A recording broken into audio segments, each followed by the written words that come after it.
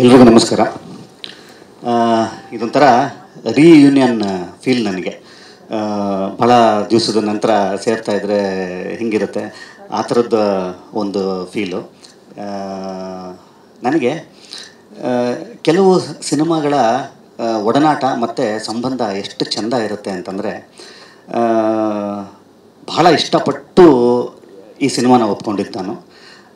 ಕಾರಣ ತುಂಬ. ಅದರಲ್ಲಿ ಫಸ್ಟ್ ಕಾರಣ ಭಾಳ ಪ್ರಮುಖವಾಗಿ ಈ ಸಿನಿಮಾದ ಕತೆ, ಮತ್ತು ನಾನು ನನ್ನನ್ನು ಬೇರೆ ಆಯಾಮದಲ್ಲಿ ನನ್ನನ್ನು ತೋರಿಸ್ಕೋಬೋದು ಅನ್ನೋವಂಥದ್ದು. ಫಸ್ಟ್ ಟೈಮ್ ಒಂದು ಸೂಪರ್ ನ್ಯಾಚುರಲ್ ಕಥೆನ ಒಪ್ಕೊತಾ ಇದ್ದೆ. ಇದು ಕತೆ ಎಕ್ಸೈಟ್ ಆಗಿದ್ದು ಫಸ್ಟ್ ಕಾರಣ. ಎರಡನೇ ಅತಿ ಮುಖ್ಯವಾದ ಕಾರಣ ಏನು ಅಂತಂದರೆ, ಇವರಿಬ್ಬರು ನನ್ನ ಮನೆಗೆ ನನಗೆ ಚೆನ್ನಾಗಿ ನೆನಪಿದೆ.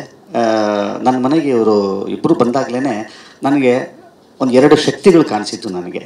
ಯಾಕಂದರೆ ಇವರಿಬ್ಬರು ಸಿನಿಮಾನ ಎಷ್ಟು ಪ್ರೀತಿಸ್ತಾರೆ ಅಂತ ನಾನು ಮತ್ತೆ ಈ ವೇದಿಕೆ ಮೇಲೆ ಇನ್ನೊಂದು ಸಲ ಹೇಳಬೇಕಾಗಿಲ್ಲ.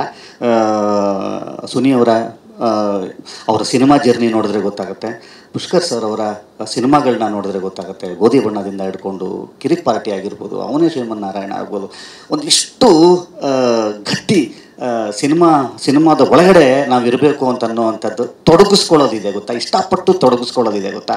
ಅದನ್ನು ಇವರಿಬ್ಬರು ನನ್ನ ಜೊತೆಲಿದ್ದಾರೆ ಅಂತ ಅಂದಾಗ ಒಬ್ಬ ಆ್ಯಕ್ಟರಾಗಿ ನಾನು ನಂಬೋದು. ಇವರಿಬ್ಬರಿಗೂ ಚೆನ್ನಾಗಿ ಗೊತ್ತು. ನಾನು ಕತೆ ಲಾಕ್ ಮಾಡಿದ ನಂತರ ಮತ್ತೆ ನಾನು ಸಿನಿಮಾನ ಜನಗಳ ಜೊತೆಯಲ್ಲೇ ನೋಡೋದು. ಯಾವುದೇ ಒಂದು ಸಣ್ಣ ತುಣುಕು ಕೂಡ ಇದುವರೆಗೂ ಕೂಡ, ಈ ಸಿನಿಮಾಗೆ ಅಂತಲ್ಲ, ನನ್ನ ಯಾವ ಸಿನಿಮಾ ಆದ್ರೂ ಕೂಡ ನಾನು ಮೊದಲೇ ಒಂದು ಶೋನ ನೋಡೋವಂಥದ್ದು ಅಥವಾ ಎಡಿಟಿಂಗ್ ಜಾಗಕ್ಕೆ ಹೋಗಿ ಒಂದು ಸಾಂಗ್ ನೋಡಿಬಿಡೋವಂಥದ್ದು ನಾನು ಇದುವರೆಗೂ ನಾನು ಮಾಡಿಲ್ಲ. ನಾನು ಥಿಯೇಟ್ರಲ್ಲೇ ನೋಡೋವಂಥದ್ದು. ಯಾಕೆ ಇದನ್ನು ಹೇಳ್ತೀನಿ ಅಂತಂದರೆ, ಸಿನಿಮಾ ಒಪ್ಕೊಳ್ಳೋದಕ್ಕಿಂತ ಮುಂಚೆ ಅದೆಲ್ಲ ಆಗ್ಬಿಡುತ್ತೆ. ಈ ಕತೆ ನನಗೆ ಓಕೆ ಆಗುತ್ತಾ, ಇದು ಸರಿನಾ, ನನ್ನ ಆರ್ಡ್ರಲ್ಲಿ ಇದು ಕರೆಕ್ಟಾಗಿರುತ್ತಾ ಅಂತ ಅನ್ನೋವಂಥದ್ದು. ಭಾಳ ನಂಬಿಕೆ ಬರೋದು ಎಲ್ಲಿ ಗೊತ್ತಾ, ನಿರಾಳ ಆಗೋದು ನನಗೆ. ಈ ಥರದವ್ರು ಸಿಕ್ಕಾಗ ನನ್ನ ಸಿನಿಮಾ, ನನ್ನ ಒಂದು ಪ್ರಾಜೆಕ್ಟು ಸೇಫ್ ಹ್ಯಾಂಡ್ಸಲ್ಲಿದೆ ಅಂತ ಅನ್ನೋವಂಥದ್ದು. ಒಳ್ಳೆಯ ಅಪ್ಪ ಅಮ್ಮ ಈ ಸಿನಿಮಾಗೆ ಸಿಕ್ಕರು ಅಂತಂದರೆ, ಒಬ್ಬ ಆ್ಯಕ್ಟರಾಗಿ ನನಗೆ ಇನ್ನೇನಿರಬೇಕು. ನನ್ನದೇ 7-11 ಆಗಿರ್ತದೆ. ಅಂದರೆ ಒಬ್ಬ ಆ್ಯಕ್ಟರಾಗಿ ಈ ಶಾರ್ಟಲ್ಲಿ ಹಿಂಗೆ ಮಾಡೋಣ, ಈ ಗೆಟಪ್ ಚೆನ್ನಾಗಿರುತ್ತಾ ಅಂತ ನನಗೆ ಭಯಾನಕ ತಲೆ ತಿಂತೀನಿ ನಾನು ಇವರಿಗೆ. ಸರ್ ಇಲ್ಲಿಂದ ನಡ್ಕೊಂಬರೋದು ಅಂತಂದರೆ ಎಗರ್ಕೊಂಬರಲ್ಲ ಅಂತಂದಿರ್ತೀನಿ. ಸರ್ ಇದು ಎಗರೋದು ಇಲ್ಲಿ ಸೂಟ್ ಆಗಲ್ಲ ಅಂತಂದಾಗ ಮಾತ್ರ ಎಗರೋದು ಕಟ್ ಮಾಡಿರ್ತೀನಿ. ಈ ಥರದ್ದು ನನ್ನನ್ನು ಸಹಿಸ್ಕೋತಾರೆ. ಎಲ್ಲ ನಿರ್ದೇಶಕರುಗಳಿಗೂ ಹೇಳ್ತೀನಿ, ತುಂಬ ಈ ಥರದ್ದು. ಅಂದರೆ ಈ ಸಿನಿಮಾ ಹೆಂಗಾಗುತ್ತೆ ಅಂತ ಅನ್ನೋದು ಇಡೀ ಚಿತ್ರನ ಒಬ್ಬ ನಿರ್ದೇಶಕರಿಗೆ ಗೊತ್ತಿರುತ್ತೆ. ನನಗೆ ಆ ಸೀನ್ ಮಾತ್ರ, ಈ ಸೀನ್ ನಾನು ಇಲ್ಲಿ ನನ್ನ ಪರ್ಫಾರ್ಮೆನ್ಸ್ ಓರಿಯೆಂಟೆಡ್ ಹೋಗ್ಬಿಡ್ತೀವಿ ಒಂದೊಂದ್ಸಲ. ಇಲ್ಲ ಹಂಗಲ್ಲ ಹಿಂಗಲ್ಲ ಅಂತ ಅನ್ನೋವಂಥದ್ದು. ಭಾಳ ಅದ್ಭುತವಾದಂಥ ವ್ಯಕ್ತಿತ್ವ. ಈ ಸಿನಿಮಾದ ಮುಖಾಂತರ ಒಂದಿಷ್ಟು ಒಳ್ಳೆಯ ವ್ಯಕ್ತಿಗಳು ನನಗೆ ಪರಿಚಯ ಆಗಿದ್ದು ನನ್ನ ಲೈಫ್ಗೆ.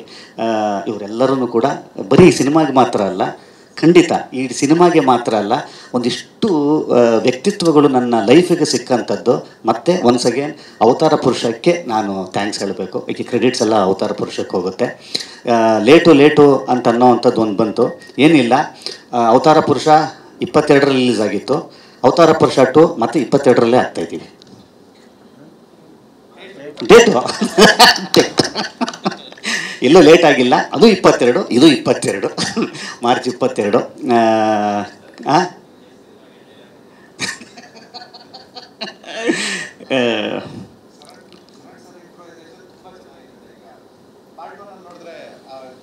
ಹಲೋ ಆ ಕಾಲ್ಧೂಳು ಸಿಗದಂಗೆ ಕಾರ್ ಒಳಗಡೆ ಜಂಪ್ ಮಾಡ್ತಾರಲ್ಲ, ಅದು ಶರಣ್ ಸರ್ ಇಂಪ್ರೂವೈಸೇಷನ್. ಆ ಕಿಟಕಿ ಒಳಗಡೆ ನನಗೆ ಆ ಕಲ್ಪನೆನೂ ಇರಲಿಲ್ಲ.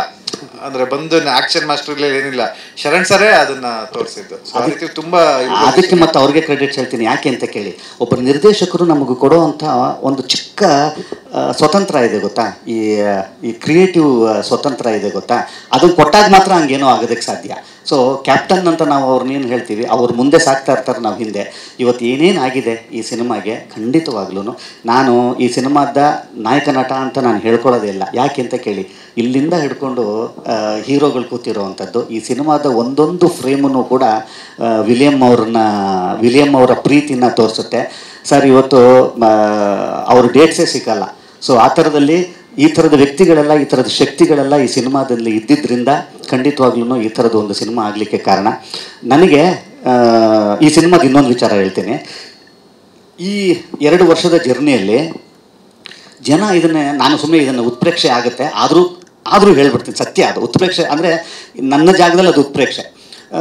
ನಾನು ಯಾವುದೇ ಒಂದು ಪೋಸ್ಟ್ ಮಾಡಲಿ, ಗುರು ಅವತಾರ ಪುರುಷ 2 ಯಾವಾಗಪ್ಪ ಅಂತ ಹೇಳ್ತಾರೆ. ನಾನು ಎಲ್ಲೋ ಮರದ ಕೆಳಗೆ ಕೂತ್ಕೊಂಡು ಒಂದು ಊಟ ಮಾಡ್ತಿರ್ತೀನಿ ರೀ, ಗುರು ಇದನ್ನ ಮಾಡೋವಂತೆ ಇದನ್ನ ಆಮೇಲೆ ಮಾಡೋವಂತೆ ಪಾರ್ಟ್ 2 ಕತೆ ಏನು ಅಂತ.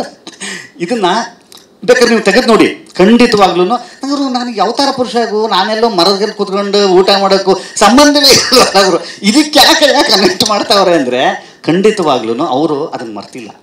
ಅಂದರೆ ಫಸ್ಟ್ ಪಾರ್ಟನ್ನು ಎಷ್ಟು ಇಷ್ಟಪಟ್ಟಿದ್ರು ಅಂತ ಅನ್ನೋವಂಥದ್ದು. ನಾನು ಎಷ್ಟೋ ಸಲ ಇವ್ರ ಹತ್ರ ನಾನು ಅದನ್ನು ಎಕ್ಸ್ಪ್ರೆಸ್ ಮಾಡಿದ್ದೀನಿ, ಗುರು ನನಗೆ ನೀವು ಸುಮ್ಮನೆ ಕಮೆಂಟ್ ತೆಗೆದು ನೋಡ್ರಿ ಅಣ್ಣ ನನಗೂ ಹಂಗೆ ಅಂದರು ಇವರು. ಸೊ ಇದನ್ನು ಖಂಡಿತವಾಗ್ಲೂ ನಮ್ಗೆ ಯಾವಾಗ ಹೆಚ್ಚು ಇದ್ರ ಮೇಲೆ ನಂಬಿಕೆ ಪ್ರೀತಿ ಎಲ್ಲಿದಾಗುತ್ತೆ ಅಂತಂದರೆ ಹೀಗೆಲ್ಲರೂ ಇದನ್ನು ಖಂಡಿತವಾಗ್ಲೂ ಜನ ಮರ್ತಿಲ್ಲ ಅಂತ ಅನ್ನೋವಂಥದ್ದು. ಎಲ್ಲಿ ತನಕ ಇದನ್ನು ಮರ್ತಿಲ್ಲ ಜನ, ಇದನ್ನು ಪ್ರೀತಿಸ್ತಾ ಇದ್ದಾರೆ ಅನ್ನೋದಿದೆಯಲ್ಲ, ಈ ಸಿನಿಮಾಗೆ ಸಿಕ್ಕಿರೋವಂಥ ದೊಡ್ಡ ಆಶೀರ್ವಾದ, ದೊಡ್ಡ ಶಕ್ತಿ. ಮಾರ್ಚ್ 22ನೇ ತಾರೀಕು ಇಷ್ಟಪಟ್ಟಿರೋವಂಥವ್ರನ್ನಾಗಿರ್ಬೋದು ಮತ್ತು ಹೊಸ ಆಡಿಯನ್ಸ್ಗೂ ಆಗಿರ್ಬೋದು. ಸುನಿ ಅವಾಗಲೇ ಹೇಳ್ದಂಗೆ ಮೊದಲನೆಯ ಸಿನಿಮಾ ನೋಡಿಲ್ದಿದ್ರೂ ಕೂಡ 2ನೇ ಸಿನಿಮಾ ತನ್ನದೇ ಆದಂಥ ಕಥೆನ ಹೇಳ್ಕೊಂಡು ಹೋಗುವಂಥ ಸಾಮರ್ಥ್ಯ ಕತೆ 2ನೇ ಪಾರ್ಟ್ನಲ್ಲಿ ಇರುತ್ತೆ. ಅಪ್ಪ ನಾನು 1ನೇ ಪಾರ್ಟ್ ನೋಡಿಲ್ಲ ಅಥವಾ ನೋಡಿನೂ ಮರ್ತುಬಿಟ್ಟಿದ್ದೀನಿ ಅಂತಂದ್ರೂ ಕೂಡ ಒಂದಿಷ್ಟು ಹಿಂದಿನ ಸಿನಿಮಾವನ್ನು ಮೆಲ್ಕು ಹಾಕುವಂಥದ್ದು, ರೀಕ್ಯಾಪ್ಸನ್ನು ಲ್ಯಾಗ್ ಬರದೆ ಚೆಂದ ಮಾಡಿರ್ತಾರೆ ಸುನಿ. ಯಾಕಂದರೆ ಅದರಲ್ಲಿ ಎಕ್ಸ್ಪರ್ಟ್ ಅವರು. ಅವತಾರ ಪುರುಷ 2 ನಾನೇ ಕಾತುರದಿಂದ ಕಾಯ್ತಾ ಇದ್ದೀನಿ ಈ ಸಿನಿಮಾನ ನೋಡಲಿಕ್ಕೆ. ಮೊದಲನೇ ಪಾರ್ಟಲ್ಲಿ ನೀವೆಲ್ಲ ಕೊಟ್ಟಂಥ ಪ್ರೀತಿ, ವಿಶ್ವಾಸ, ಆಶೀರ್ವಾದ, ಸಪೋರ್ಟು ಖಂಡಿತವಾಗ್ಲೂ 2ನೇ ಪಾರ್ಟ್ ಮೇಲೂ ಇರಲಿ ಅಂತನ್ನುವಂಥದ್ದು ನನ್ನ ಆಶಯ. 22ನೇ ತಾರೀಕು ಎಲ್ಲರೂ ಥಿಯೇಟ್ರಲ್ಲಿ ಸಿಕ್ಕೊಂಡು